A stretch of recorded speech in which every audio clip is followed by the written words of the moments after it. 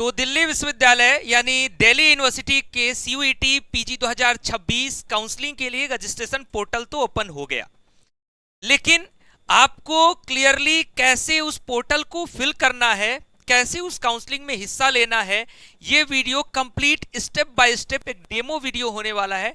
यानी मैं आपको कंप्लीट एक काउंसलिंग फॉर्म भर के दिखाऊंगा कि कैसे आप फॉर्म को फिल करेंगे और उसी अकॉर्डिंग आप अपने एप्लीकेशन फॉर्म को फिल करेंगे। तो जितने भी विद्यार्थी अगर फॉर्म भरना आपने शुरू कर दिया है या नहीं शुरू किया है, दोनों कंडीशंस में इस वीडियो को जरूर देखिएगा, लाइक करके सेव करके रख लीजिएगा। यानी जब भी आप फॉर्म भरेंगे तो इस वीडियो का सहारा जरूर लीजिएगा, क्योंकि एक छोटी सी गलती, छोटा मोटा मिस्टेक भी आपके दिल्ली विश्वविद्यालय के काउंसलिंग में आपको प्रॉब्लम दे सकता है। इसलिए मेरी बातों को ध्यान से सुनिएगा। और ये बहुत शॉर्ट वीडियो नहीं होगा, कम से कम 15-20 मिनट का वीडियो होगा ही होगा, क्योंकि इससे शॉर्ट में मैं आपको स्टेप बाय स्टेप प्रॉपर्ली नहीं बता सकता। बाकी लोगों की तरह से मैं 5 मिनट 6 मिनट के अंदर स्टेप बाय स्टेप आपको बेवकूफ नहीं बनाऊंगा। मैं आपको पूरा का पूरा स्ट्रक्चर, मेहनत से मैंने एक एप्लीकेशन फॉर्म फिल किया है जो एकदम करेक्ट आपके लिए फिल करके आपको दिखाया जा सके, और उसी बिहाफ पर मैं आपको समझाने जा रहा हूं। तो ध्यान से मेरी बातों को सुनिएगा और एक एक बात पर ध्यान दीजिएगा। ध्यान देने की आवश्यकता इसलिए भी है, मैं आपको बता दूं, ये बातें आपको अभी रुक के बताऊंगा। अब देखो है क्या कि आप कैसे अपने प्रोग्राम का सिलेक्शन करोगे, है ना, प्रेफरेंस कैसे आप फिल करोगे, डॉक्यूमेंट्स आपके कौन कौन से लग रहे हैं, अगर आप ग्रेजुएशन में अपीयरिंग हो तो उसके लिए आपको क्या करना है, अगर आपका गैप ईयर है तो उसके लिए आपको क्या करना है, अगर आपके पास कोई सर्टिफिकेट मार्क्स नहीं है तो उसके लिए क्या करना है। ऐसे तमाम सवाल आपके मन में उठ रहे होंगे, मैं जानता हूं कि ऐसे सवाल आपके मन में आ रहे होंगे। डॉक्यूमेंट्स इस काउंसलिंग में कौन कौन से लगेंगे ये भी आपके मन में सवाल होगा। तो ओवरऑल पूरा का पूरा इंफॉर्मेशन इस वीडियो में मिल जाएगा। बशर्ते आपको जानकारी ये दे दूं कि मैंने सुबह ही आपको अपडेट कर दिया था कि सीयूईटी पीजी 2026 दिल्ली विश्वविद्यालय के काउंसलिंग का पोर्टल ओपन हो चुका है। ठीक, तो चलिए स्टेप बाय स्टेप की शुरुआत करते हैं। बिफोर दैट, चैनल पर पहली बार विजिट कर रहे हैं तो चैनल को सब्सक्राइब करिएगा, बेल आइकन प्रेस करिएगा। एक channel CUET PG study capital, दूसरा हमारा काउंसलिंग स्टडी कैपिटल। तो जिस पर आप वीडियो देख रहे होंगे दूसरे का लिंक डिस्क्रिप्शन बॉक्स में मिल जाएगा, तो हमारे दूसरे चैनल को भी सब्सक्राइब करके रखिएगा। साथ ही साथ जिस डेमो फॉर्म, जिस पीडीएफ के माध्यम से मैं आपको डेमो समझाने जा रहा हूं, अगर आपको ये डेमो चाहिए तो हम आपको, जितने भी विद्यार्थी हमारे काउंसलिंग हेल्प ग्रुप में जुड़े हैं, हमारे स्टडी कैपिटल ऐप के माध्यम से काउंसलिंग सेमिनार वाले ग्रुप के या इंडिविजुअल काउंसलिंग के लिए, उनके ऐप में ही हम ये पीडीएफ अपलोड करा देंगे, जिससे कि आप इस पीडीएफ का भी सहारा ले सकें अपने काउंसलिंग के लिए। ठीक, तो ये काम भी हम अपने स्टडी कैपिटल ऐप में कर देंगे। आप हमारे काउंसलिंग सेमिनार या इंडिविजुअल काउंसलिंग में आकर के ज्वाइन करेंगे तो वहां आपको देखने को मिलेगा। बाकी हमारे व्हाट्सएप का नंबर है, हमारे टेलीग्राम और व्हाट्सएप चैनल को भी ज्वाइन करके रखिएगा, जिससे कि कोई भी अपडेट आपसे मिस ना हो। तो चलिए शुरू करते हैं स्टेप बाय स्टेप। बिल्कुल ध्यान से मेरी बातों को एक एक करके समझना शुरू करिएगा। सबसे पहले मैंने आपको बताया था, जब आपके लिए मैं वेबसाइट दिखा रहा था कि कौन से वेबसाइट से आप फॉर्म भरोगे, तो आपके लिए यही वेबसाइट है मेरे भाई, pgadmission.uod.ac.in। अगर आपको क्लियरली नहीं विजिबल हो तो मैं लिख भी देता हूं, pgadmission.uod.ac.in। यही अपने किसी भी ब्राउजर पे सर्च करना, आपके लिए ये वेबसाइट ओपन हो जाएगी। जैसे ये वेबसाइट आपके लिए ओपन होगी, ये दिल्ली विश्वविद्यालय आपको देखने को मिलेगा। यहाँ पीजी एडमिशन 2026-27, यहाँ आपको एक बटन दिखेगा लॉगिन का, एक बटन दिखेगा रजिस्टर का। सबसे पहला काम मेरे भाई क्या करना है, आपको रजिस्टर करना है, यानी रजिस्टर वाले इस आइकन पर क्लिक कर देंगे। अब जैसे इस आइकन पर आप क्लिक करोगे, देखो अगला स्टेप क्या होगा। जैसे आपने रजिस्टर पर क्लिक किया, आपके सामने आएगा कि आप यहां फिल करो अपने सीयूईटी पीजी 2026 का एप्लीकेशन नंबर।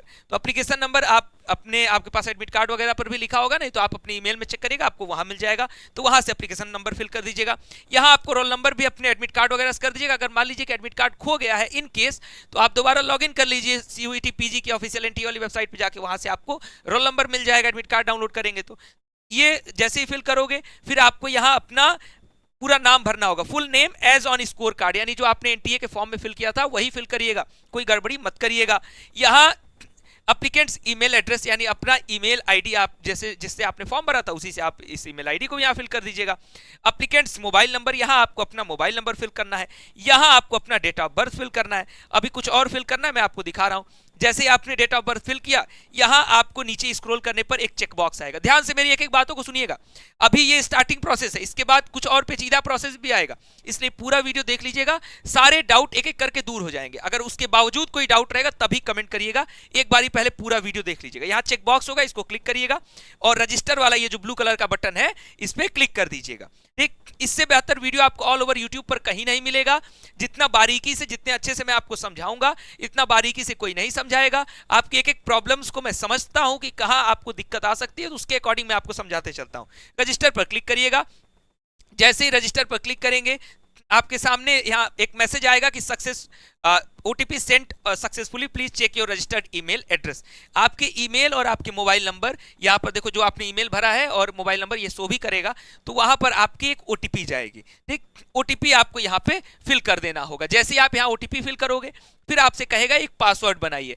पासवर्ड में आपको ध्यान देना है कि पासवर्ड मिनिमम 8 कैरेक्टर्स का होना चाहिए, एक एटलीस्ट एक अपर लेटर होना चाहिए, एक लोअर लेटर, एक डिजिट और एक कोई स्पेशल कैरेक्टर यानी कोई सिंबल होना चाहिए। ऐसे ही हम मैक्सिमम पासवर्ड्स बनाते हैं अपने किसी भी फॉर्म में, तो उसी तरीके से बनाना है। फिर इसी पासवर्ड को यहाँ कंफर्म पासवर्ड में डालना। यहाँ आपको एक कैप्चा कोड दिख रहा है, उसको यहाँ फिल करना। वेरीफाई एंड सबमिट यहाँ बटन दिख रहा है, इस बटन पर क्लिक कर देना। जैसे उस बटन पर क्लिक करोगे, वापस से पोर्टल वहीं आ जाएगा, फिर से आपको यहाँ लॉगिन और रजिस्टर दिखने लगेगा। अब आपको यहाँ लॉगिन वाला ऑप्शन दिखने लगेगा, तो अब आप इस लॉगिन पर क्लिक करेंगे, यहाँ एप्लीकेशन नंबर डालेंगे, अभी जो आपने पासवर्ड बनाया वो पासवर्ड आप यहाँ फिल करेंगे और यहाँ नीचे एक आपको लॉगिन का बटन दिखेगा, उस ब्लैक वाले पर क्लिक कर दीजिएगा। जैसे इस ब्लैक पर क्लिक करेंगे, आपके सामने आपका पोर्टल कुछ इस तरीके से ओपन हो जाएगा। पोर्टल ओपन होने के बाद आपको यहाँ अपना नाम शो करेगा, यहाँ पर भी आपका नाम शो करेगा। स्टूडेंट का डेटा है इसलिए मैंने इसको हाइड कर दिया है। अब यहाँ आपसे कहेगा, देखो 3 स्टेप्स हैं। पहला है कंप्लीट एंड लॉक प्रोफाइल। ध्यान दीजिएगा कि कंप्लीट एंड लॉक प्रोफाइल वाले में ध्यान देना है कि प्रोफाइल जो भी आप फिल कर रहे हो, अपनी पर्सनल डिटेल से लेकर के जो भी डॉक्यूमेंटेशन, उसको सही सही फिल करिएगा। मेरी बातों को ध्यान से सुन लीजिएगा, नहीं तो एक बार आपने लॉक प्रोफाइल कर दिया तो दोबारा आप एडिट नहीं कर पाएंगे। इस चीज का ध्यान रखिएगा। स्टेप नंबर 2 होगा अप्लाई फॉर अ प्रोग्राम, यानी जिस कोर्स के लिए आप अप्लाई करेंगे, कैसे अप्लाई होता है ये भी समझाऊंगा। और लास्ट है फीस पे करना और सबमिट करना। तो सबसे पहले कंप्लीट एंड लॉक प्रोफाइल के लिए हमें जाना है। यहाँ पिंक कलर में आपको दिख रहा है कंप्लीट प्रोफाइल, इस पर क्लिक कर दीजिएगा। जैसे ही आपने यहाँ क्लिक किया, आपके सामने एक मैसेज शो करेगा, एडमिशन फॉर फॉरेन नेशनल्स के लिए एक मैसेज छोटा सा है वो शो करेगा और यहाँ लिखेगा आई अंडरस्टैंड एंड प्रोसीड। इस पर आपको क्लिक करना है। जैसे ही आप इस पर क्लिक करोगे, आपके सामने वेबसाइट आगे बढ़ेगी। वेबसाइट जब आगे बढ़ेगी तो कुछ डिटेल्स आपकी ये डायरेक्टली फेच कर लेगा, कुछ आपने जो फिल करा और कुछ आपके एप्लीकेशन नंबर से यहाँ फेच कर लेगा। जैसे आपका नेम, यहाँ आपको आपका नेम शो करेगा, इसको आप चेंज नहीं कर सकते हो। आपका जेंडर आपको शो करेगा, आप इसको चेंज नहीं कर सकते हो, आपने जो फॉर्म में फिल किया वो आ जाएगा। डेट ऑफ बर्थ अभी जो आपने फिल करा वो आपको यहाँ फेच कर लेगा, आपको चेंज नहीं कर पाओगे। यहाँ आपका डेट ऑफ बर्थ के बाद ईयर जो कितने साल के आप हो गए हो यहाँ कैलकुलेट करके आ जाएगा, उसको आप चेंज नहीं कर सकते। आगे बढ़िए। अभी ये आप क्या फिल कर रहे हो मेरे भाई, देखिए मैंने जो बोला आपके लिए कंप्लीट प्रोफाइल वाला है, उसमें आपका personal detail, sports detail, other detail, uploads, then final preview. Upload का भी 2 बार ऑप्शन आता है, कैसे आता है वो भी समझाऊंगा। ठीक, यहाँ कर लिया आपने। इतना करने के बाद आपकी कैटेगरी भी आप चेंज नहीं कर सकते, कोई ऑप्शन आपको चेंज करने का नहीं दे रहा है। जो कैटेगरी आपने फॉर्म में फिल किया था वही कैटेगरी यहाँ फेच कर लिया आपका डायरेक्टली। ठीक, आपकी जो भी कैटेगरी होगी, अगर जनरल हो तो आपका कोई सर्टिफिकेट वगैरह नहीं मांगेगा, किसी भी कैटेगरी से हो तो आपका यहाँ आपका पूछेगा कि किस डेट पर आपका ये सर्टिफिकेट इशू हुआ है। अब ध्यान देंगे, ओबीसी और ईडब्ल्यूएस वाले बहुत कंफ्यूजन रहती है ना कि कब का होना चाहिए हमारा सर्टिफिकेट। तो OBC NCL and EWS certificate, the certificate must be issued on और आफ्टर 1 अप्रैल 2026, यानी आपका सर्टिफिकेट 1 अप्रैल 2026 के बाद का होना चाहिए। बहुत सारे विद्यार्थियों से हम पहले भी रिक्वेस्ट कर रहे थे कि आप जो है अपना नया सर्टिफिकेट बनवा लीजिए। इन केस अगर नहीं बन पाया है अभी तक, तो चूंकि 7 जून तक समय है, तो या तो अगर 7 जून से पहले आपका बन के आ जाएगा, क्योंकि मुझे पता है कि अगर आपने अप्लाई कर दिया तो आपका बन के आ जाएगा। तो इस कंडीशन में आप अपना नया वाले का वेट करिए, जब नया आ जाए तब फिल करिएगा फाइनल। जब अपलोड करने वाला डॉक्यूमेंट वहां पर जाके रुक जाइएगा। और नहीं तो लगता है एकदम बनवा ही नहीं पाऊंगा, किसी हद तक नहीं बनवा पाऊंगा, तो फिर आप प्रीवियस वाला अपलोड करना। जब दोबारा आपको काउंसलिंग के लिए काउंसलिंग के लिए जब क्वेरी रेज होगी या ऑफलाइन के लिए बुलाया जाएगा, तो वहां आप नया वाला सबमिट कर देना। रिक्वेस्ट सभी से है, क्योंकि आप नया नहीं बनवाओगे तो ऑफिशियली आपसे नया ही मांगा है, तो इसलिए अगर कोई रिजेक्ट करेगा तो फिर उसमें कोई इसमें आपको बचा नहीं सकता, ये मेरे कहने का तात्पर्य है। बाकी लोग आपको थोड़ा सा छूट दे देते हैं कि चलो ठीक है, पुराना वाला अपलोड किए हो, नया वाला आकर के सबमिट कर देना, ठीक ना। तो 1 अप्रैल 2026। आपको पता भी है कि जब ईडब्ल्यूएस सर्टिफिकेट बनता है तो 1 अप्रैल 2026 को अगर बन रहा है, यानी आपके 2025 के इनकम के आधार पे, आपके फैमिली इनकम के आधार पे बनता है, उसी तरीके से ओबीसी का है। फिर आपको यहाँ एनुअल फैमिली इनकम यहाँ सेलेक्ट करोगे, पूछेगा कि not applicable under 1 lakh, 1 lakh से 2 लाख, ऐसे करके ऑप्शन देता है, जो भी होगा आपका क्लिक कर देना। यहाँ आपकी email ID as it is वहां से उठ करके आ जाएगी। Registered mobile number as it is आपका फेच कर लिया, यानी उठ के वहां से आ गया। यहाँ एक अल्टरनेट ईमेल और अल्टरनेट मोबाइल नंबर यहाँ फिल करना है, आप यहाँ पर फिल कर दीजिएगा। इतना करने के बाद आगे स्क्रॉल करते रहिएगा, ब्लड ग्रुप पूछेगा, ब्लड ग्रुप फिल कर दीजिएगा। Are you citizen of India, yes या नो, आप फिल कर दीजिएगा। अगर बाहर फॉरेन कैंडिडेट्स होंगे तो आप नो करोगे, और अगर आप इंडियन कैंडिडेट हो तो आप यस करोगे। रिलीजन, आप आपका जो भी रिलीजन होगा वहां टैप करोगे, ऑप्शंस खुलेंगे, उसको भर देना। ठीक, नेशनलिटी आपका कौन सा है तो उसको आप यहाँ पे फिल कर दोगे। आर यू ऑर्फन, अगर हो ऑर्फन तो यस, नहीं तो नो करोगे। आपका स्टेट ऑफ डोमिसाइल यानी किस शहर से हो आपको यहाँ फिल करना है। अब आपसे पूछेगा are you have been a student of University of Delhi. अब ये आपको क्यों पूछता है, क्योंकि C1 और C2 दो कैटेगरीज होती हैं। C1 यानी अदर कैंडिडेट्स के लिए, C2 यानी दिल्ली यूनिवर्सिटी के कैंडिडेट्स के लिए। तो आपको दिल्ली विश्वविद्यालय का लाभ मिलेगा, जितने भी दिल्ली यूनिवर्सिटी के स्टूडेंट्स होंगे। ग्रेजुएशन अगर आपने दिल्ली विश्वविद्यालय से किया है तो यस करिएगा, यहाँ टैप करोगे, यस नो आएगा, यस करिएगा। नहीं किए हो, कहीं और से किए हो, तो आप नो करना। ठीक, अगर जैसे ही आप यस करोगे, यानी जो दिल्ली यूनिवर्सिटी के कैंडिडेट्स होंगे, ध्यान देना, तो फिर आपसे आपका एनरोलमेंट नंबर और बाकी कुछ डिटेल्स मांगेगा, तो वो आपको फिल करना होगा। वैसे यूनिवर्सिटी वार्ड कोटा अगर आपके पास है तो यहाँ यस करिएगा, नहीं तो नो करके आगे प्रोसीड करिएगा। ठीक, उसके बाद आपके फैमिली की डिटेल मांगेगा। यहाँ मदर नेम ऑलरेडी आपका फेच कर लेगा आपके एप्लीकेशन फॉर्म से ही, यहाँ फादर्स नेम भी ऑलरेडी आपका फेच कर लेगा। फिर mother occupation, father occupation, mother's mobile number, father's mobile number, emergency contact, ठीक, कंबाइंड फैमिली इनकम, ये आपको फिल करना है। आप जो भी आपका यहाँ ऑप्शन ओपन होगा उसके अकॉर्डिंगली आप अपना फिल कर लीजिएगा। नॉट एप्लीकेबल भी आता है, आप चाहो तो अदर या नॉट एप्लीकेबल भर के भी आगे बढ़ सकते हो। अगर आपका कोई पीडब्ल्यूबीडी कैटेगरी था तो आपने फॉर्म में भरा होगा, नहीं भरा है तो यहाँ कोई ऑप्शन मिलेगा ही नहीं। कश्मीरी माइग्रेंट हो तो यस या नो आपको फिल करने को आएगा, फिल कर लेना। अगर आप कोई भी आपके पास आर्म फोर्स वाला कोटा है, यस या नो आप फिल कर लेना। फिर आप बारी आती है आपके एड्रेस फिल करने की पर्सनल डिटेल्स में। ये तो अभी बहुत सिंपल चीजें, यानी जो आपके पर्सनल डिटेल्स, बशर्ते इसमें गलती नहीं होनी चाहिए। पर्सनल डिटेल में सबसे पहले आपका करेस्पॉन्डेंस एड्रेस, जिसमें आपको एड्रेस 1, एड्रेस 2 इस तरीके से, कंट्री कौन सी, स्टेट कौन सा, डिस्ट्रिक्ट कौन सा टाइप करोगे सब आ ही जाएगा। सिटी कौन सी है, पिन कोड वहां का क्या है, आपको ये फिल करना है। अगर आपका करेस्पॉन्डेंस एड्रेस यानी प्रेजेंट एड्रेस परमानेंट से सेम है तो इस पे टैप कर देना, दोनों सिमिलर हो जाएगा, और नहीं तो अलग अलग है तो फिर परमानेंट अलग से फिल कर देना। इतना करने के बाद आगे प्रोसीड करना। प्रोसीड करने के बाद आप देखोगे कि लास्ट ऑप्शन आपके पर्सनल डिटेल में पूछता है कि भाई अपना बैंक डिटेल फिल करिए। रिफंड के केसेस में, जैसे मान लो कि आपने जब कॉलेजेस वगैरह अपग्रेड होते हैं तो उसमें फीस रिफंड बहुत सारी प्रक्रियाएं होती हैं, तो आप अपना यहाँ अकाउंट डिटेल यहाँ फिल कर दीजिएगा, वो भी आपके पर्सनल डिटेल में मांगेगा। इतना करने के बाद आपको यहाँ सेव एंड नेक्स्ट का एक बटन आएगा, इस सेव एंड नेक्स्ट के बटन पर क्लिक कर दीजिएगा। जैसे ही आप इस सेव एंड नेक्स्ट के बटन पर क्लिक करोगे, आपके सामने जितनी भी डिटेल्स आपने फिल करी हैं वो सारी डिटेल्स कुछ इस तरीके से खुल के आपके सामने आ जाएंगी। जब सारी डिटेल्स आपके सामने खुल के आ जाएंगी, फिर से पूछेगा कि आप कुछ अपडेट करना है तो कर लो, नहीं तो आगे बढ़ जाओगे, फिर बैक नहीं आ सकते। तो इसलिए अपडेट करना है तो एक बार चेक कर लेना, जितनी डिटेल्स हैं आप पीडीएफ स्क्रॉल करोगे तो सब आपको देखने को आपकी डिटेल मिल जाएगी। तो अगर सही है सब कुछ तो प्रोसीड एंड नेक्स्ट करना, नहीं तो अपडेट कर लेना। तो सब सही है, सबका सही है ना भाई, तो प्रोसीड एंड नेक्स्ट पर क्लिक कर दोगे। जैसे ही क्लिक कर दोगे आपके सामने स्पोर्ट्स डिटेल आएगा। स्पोर्ट्स डिटेल में अगर आपको अपडेट करना है, यानी अगर आप स्पोर्ट्स कोटा के लिए अप्लाई करना चाहते हो तो करो, और नहीं तो प्रोसीड एंड नेक्स्ट पर क्लिक करो। जैसे प्रोसीड एंड नेक्स्ट पर क्लिक किया, अगला आ गया अदर डिटेल। अदर डिटेल में पूछेगा एनी ईयर गैप, कोई ईयर गैप है तो ये है तो यस, और नहीं है तो नो। अगर यू हैव इंडियन पासपोर्ट है तो यस, नहीं तो नो। इतना ये ऑप्शन आपसे पूछता है। अब ईयर गैप में किसी को घबराना नहीं है। अगर आपका 1 साल 2 साल जैसा ईयर गैप है भी तो उससे आपको कोई काउंसलिंग पे फर्क नहीं पड़ेगा। जो भी होगा आप ईमानदारी के साथ यहाँ फिल करके सेव एंड नेक्स्ट बटन दबा करके और आगे बढ़ जाइएगा। जैसे ही आगे बढ़ेंगे आपसे फिर पूछेगा कि ये कुछ अपडेट करना है तो कर लो, नहीं तो प्रोसीड एंड नेक्स्ट पर क्लिक करो। हर एक स्टेप पर आगे बढ़ने से पहले आपसे पूछेगा कि आपको अपडेट करना है या प्रोसीड एंड नेक्स्ट करना है। जैसे कोई गलती हुई है तो सुधार लो। अगला आ गया आपके अपलोड्स का। अभी एक बार अपलोड होगा, फिर एक बार ही अपलोड करने का ऑप्शन आता है। देखो अभी अपलोड करने में क्या आया है, इंस्ट्रक्शंस कुछ है, इसको भी मैं पढ़ के सुना देता हूँ। Instruction for uploading image, photograph of document, certificate, marksheet and signature. Digital photo and signature are required in JPG and JPEG image format. File size of digital photo must be within 10 KB to 500 KB limit. Document, certificate, mark sheet, related size digital photo must be within 10 KB to 500 KB limit. यानी 10 KB से 500 KB के भीतर ही होना चाहिए। अब एक एक करके समझा रहा हूं। सबसे पहले आपके डॉक्यूमेंट में फोटो अपलोड करने को आएगा। पासपोर्ट साइज फोटोग्राफ 10 केबी से लेकर के 500 केबी का आपको यहां से सेलेक्ट फाइल क्लिक करना होगा, अपलोड फाइल पर क्लिक कर देना होगा। ठीक, सिग्नेचर आपका 10 केबी से लेकर के 500 केबी के बीच का आपको स्कैन करना होगा और यहां पर सेलेक्ट फाइल करके अपलोड कर देना होगा।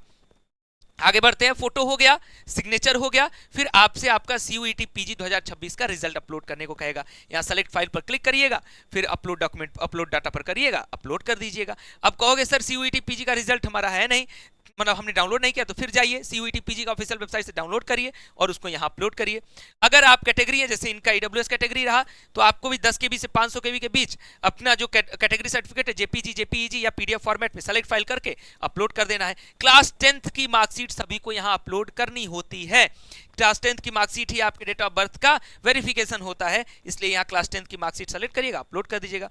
सेव एज ड्राफ्ट, यानी अभी यहीं ड्राफ्ट करके रोकना चाहते हो तो ठीक है, और नहीं तो प्रीव्यू एंड लॉक प्रोफाइल। अब इसीलिए ड्राफ्ट की बात की जा रही है कि अगर कुछ चेंजेस वगैरह करने हैं तो ड्राफ्ट करके रोके रहिए, चेंज कर लीजिएगा, कोई गड़बड़ी होगी तभी उसके बाद ही पूरा फाइनल करने के बाद ही आगे बढ़िएगा, क्योंकि प्रीव्यू एंड लॉक प्रोफाइल करने के बाद दोबारा चेंज नहीं हो सकता, संभावना शून्य होने लगती है। इसलिए preview and lock profile click करने से पहले सब कुछ चेक कर लीजिएगा। चलिए, अगर सब कुछ सही है तो प्रीव्यू एंड लॉक प्रोफाइल पर क्लिक कर दीजिएगा। जैसे ही आपने प्रीव्यू एंड लॉक प्रोफाइल पर क्लिक किया, एक बार फिर से आपके सामने ये सारी डिटेल्स आपके सामने दिख रही होंगी। यहाँ प्रीव्यू एंड लॉक दिख रहा होगा, इस पर टैप करके आप आगे बढ़ेंगे। जैसे प्रीव्यू एंड लॉक प्रोफाइल पर क्लिक किया, फिर एक बार पूछेगा कंफर्म एंड लॉक, यहाँ ताला भी बना हुआ है, यानी और यहाँ आपसे कंफर्मेशन भी ले लिया कि आपने जो भी डिटेल भरी है सब सही है, कोई गड़बड़ी नहीं है। ठीक, आप ही कंफर्म कर रहे हैं, फिर बाद में विश्वविद्यालय इसकी जिम्मेदारी नहीं लेगा। This is an important step, please ensure that you have verified all profile detail for corrections, no modifications will be allowed after this step, कोई मॉडिफिकेशन इसके बाद अलाउ नहीं होगा। तो आप कंफर्म एंड लॉक पर क्लिक करो जब सब कुछ ठीक है। तो चलो, आपने कंफर्म एंड लॉक पर क्लिक कर दिया। अब आपके ये पर्सनल प्रोफाइल डिटेल का मामला एक तरीके से सॉल्व हो गया।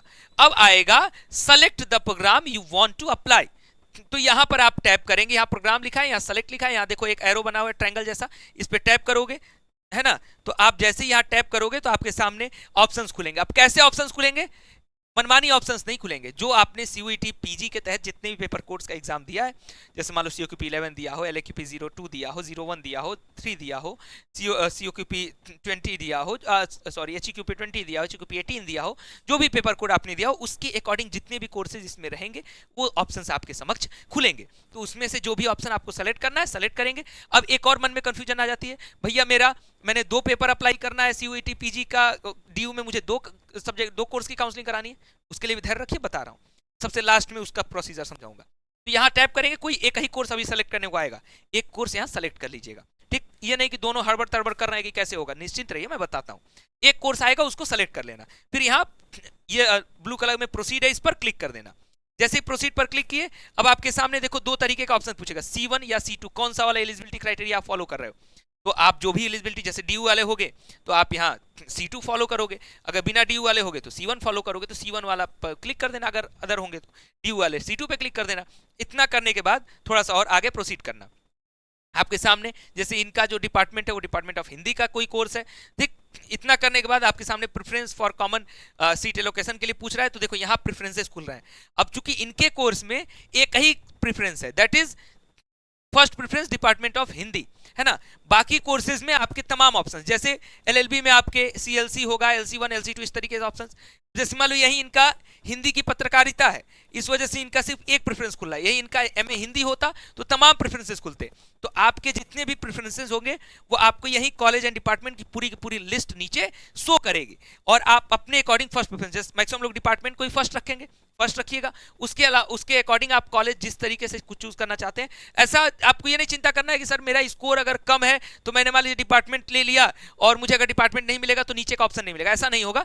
फर्स्ट प्रेफरेंस हमेशा अपना सबसे बेस्ट प्रेफरेंस रखिएगा, फिर सेकंड उससे हल्का सा छोटा, उससे हल्का सा कमतर तीसरे पर, इसी सीक्वेंस में, यानी सबसे बेस्ट को सबसे ऊपर रखना है। ये ध्यान रखना है, स्कोर कम हो या ज्यादा हो इसकी चिंता नहीं करनी है, क्योंकि काउंसलिंग पोर्टल ऐसा नहीं होता है कि पहला आपने भर दिया तो वो नहीं मिलेगा तो आप फंस जाओगे, ऐसा कुछ नहीं होगा। नीचे से आपका पोर्टल चलता है ना। तो जैसे ही जो भी प्रेफरेंसेस भरने के बाद और यहाँ प्रोसीड बटन पर क्लिक करके आप क्या करोगे, आगे बढ़ोगे। जब प्रोसीड बटन पर क्लिक करके आगे बढ़ोगे तो जितने भी आपने प्रेफरेंसेस वगैरह भरे हैं सब कुछ आपको शो करेगा, और यहाँ पूछेगा कुछ अपडेट करना है तो अपडेट कर लीजिए, यानी चेंज करना है प्रेफरेंस में तो कर लीजिए, नहीं तो यहाँ नेक्स्ट का बटन है, क्लिक करिए और आगे बढ़ जाइए।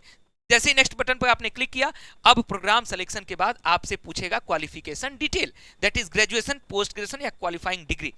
अब इसमें कई कंफ्यूजन आती है। एक कंफ्यूजन ये आती है कि भैया मेरा अभी ग्रेजुएशन का कंप्लीट नहीं हुआ है, एग्जाम चल रहा है या एग्जाम होने वाला है, तो मेरा क्या होगा।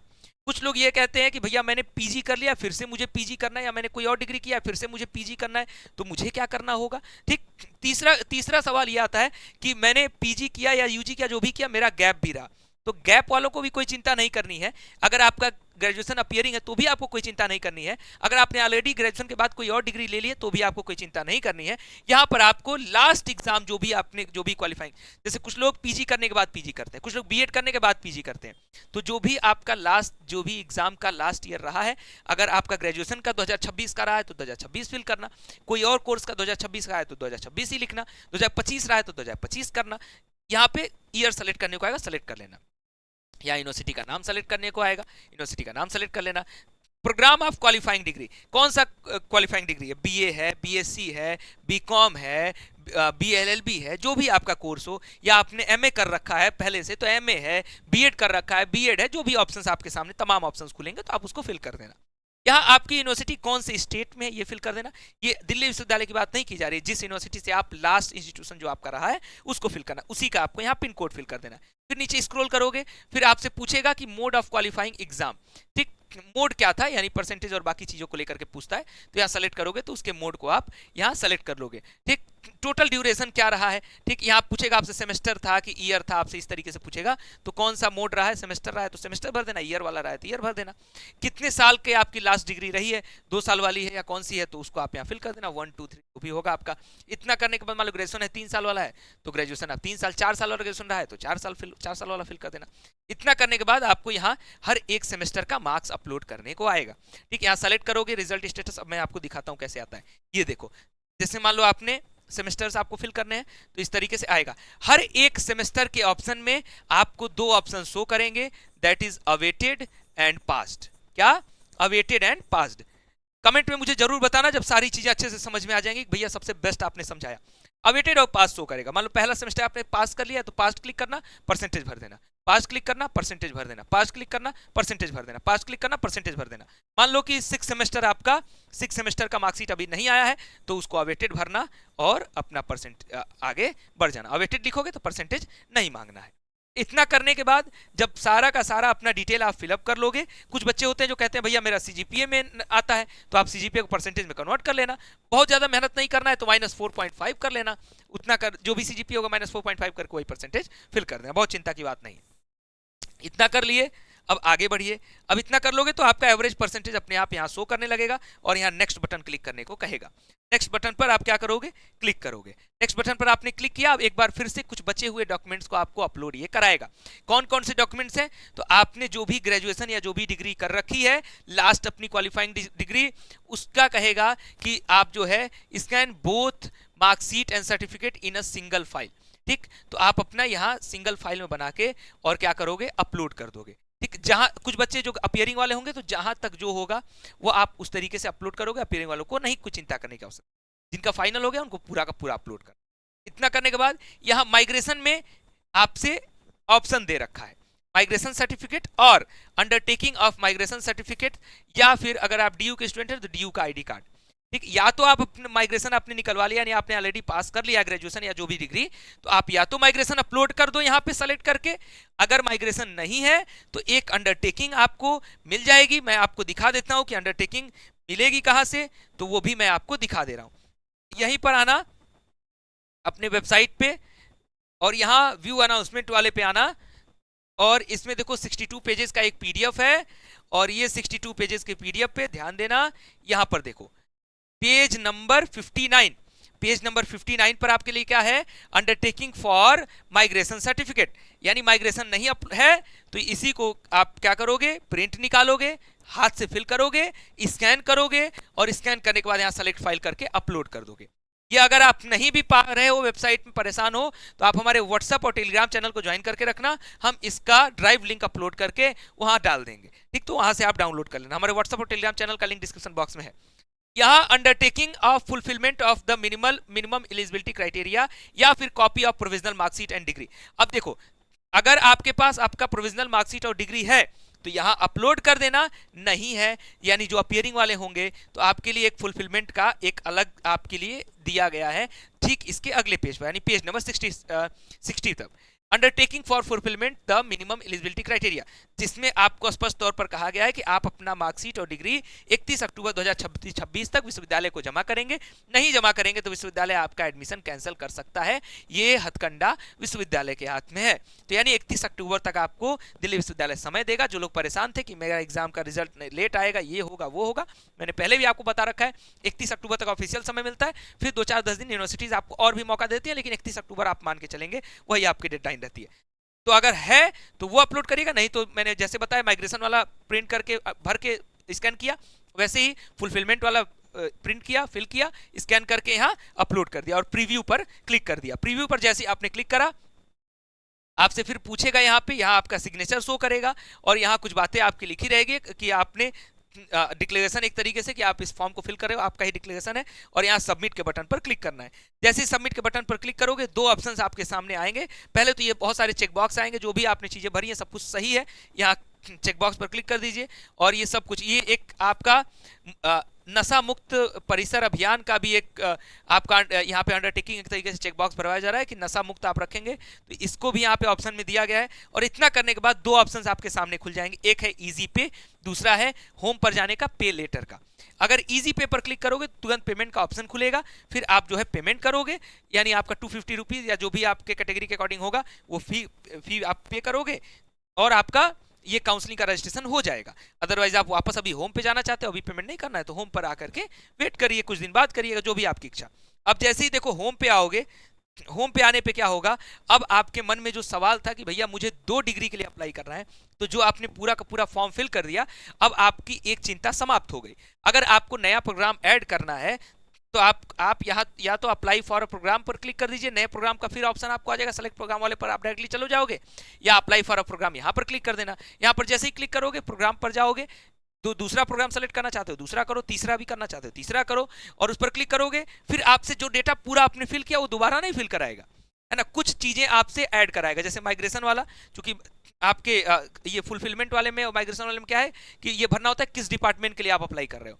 तो इसमें देखो मैं आपको दिखा भी देता हूँ, देखो यहाँ पे डिपार्टमेंट आपको लिखने को देता है, ये देखो यहाँ माइग्रेशन वाले में क्या लिखने को देता है कि किस डिपार्टमेंट के लिए आप अप्लाई कर रहे हो, इसलिए ये डॉक्यूमेंट आपसे दोबारा अपलोड करता है, तो कुछ छोटा सा करेक्शन आपसे कराएगा, दोबारा वाले प्रोग्राम अप्लाई के लिए बहुत लंबा करेक्शन नहीं कराएगा, थोड़ा सा स्टेप 1 मिनट का और लगेगा, उसको करके और दूसरे प्रोग्राम के लिए अप्लाई कर सकते हो। और हर एक प्रोग्राम का देखो यहाँ पे 2 है, 2 इन्होंने भी अप्लाई किया है, व्यू ऑल पे यहाँ पे क्लिक करेंगे, दोनों ऑप्शंस इनके सामने खुलेगा, दोनों की फीस ये अलग अलग पे करेंगे, मन किया तो ये कर दिया, मन किया तो ये नहीं किया, मतलब ऐसा नहीं है कि एक बार फिल कर दिया तो जबरदस्ती हो जाएगा दोनों साथ में फिल करना, ऐसा नहीं है। अगर जिसके लिए प्रोसीड करना चाहते हो करो, और नहीं करना चाहते हो तो लीव भी कर सकते हो। तो ये पूरा का पूरा प्रोसीजर कितने मिनट के वीडियो हो गए, लगभग 27 मिनट का वीडियो हुआ, लेकिन मुझे अच्छे से समझाना था आपको, कोई भी आप गलती ना करो, इसलिए मैंने सारी चीजें अच्छे से समझाई। लास्ट में थैंक यू का बटन है, आप भी मुझे कमेंट बॉक्स में थैंक यू कर सकते हो।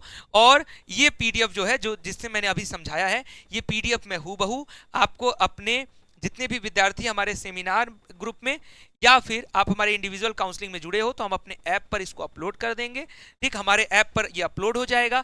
और अगर आप नहीं जुड़े हो तो हमारा सेमिनार और इंडिविजुअल काउंसलिंग का 2 ऑप्शन है, वहां पर जाकर के आप किसी में भी जुड़ना, हम दोनों में उसको शेयर कर देंगे और इस पीडीएफ को आप रखोगे तो आपके लिए हेल्प हो जाएगा। आपकी जरूरत की जब भी आप काउंसलिंग का रजिस्ट्रेशन करोगे तो आपको कोई दिक्कत नहीं आएगी। अभी भी कोई सवाल रह गया मन में, अगर थोड़ा बहुत प्रोसीजर अभी भी नहीं समझ में आया, दोबारा वीडियो बैक करो, दोबारा देख लो, और इसके बावजूद अगर मन में सवाल रह जाए तो बेझिझक कमेंट करिए, हम आपको रिस्पॉन्ड जरूर करेंगे। ठीक, अभी के लिए इस वीडियो में इतना ही। इस वीडियो में आपको पूरा का पूरा प्रोसीजर दिल्ली विश्वविद्यालय का स्टेप बाय स्टेप बता दिया गया है। कोई डाउट है तो कमेंट करिए, वीडियो को लाइक जरूर करिएगा, मुझे प्यार जरूर दीजिएगा अपने लाइक बटन के माध्यम से। बाकी मेरे साथ जुड़े रहिएगा, जब आपका एडमिशन हो जाएगा तो हम दिल्ली विश्वविद्यालय में आपसे मिलने आएंगे, आपका इंटरव्यू होगा और आपसे बाकी चीजें हम लोग बातचीत करेंगे। हर वर्ष हम मिलते हैं हर एक विश्वविद्यालय के विद्यार्थियों से, आपसे भी मिलेंगे। फिलहाल इस वीडियो में इतना ही, तो ऑल द बेस्ट, आप सभी को बहुत सारी शुभकामनाएं। मैं उम्मीद करता हूं कि आप सभी का दिल्ली विश्वविद्यालय में एडमिशन जरूर हो। बहुत बहुत धन्यवाद, नमस्कार।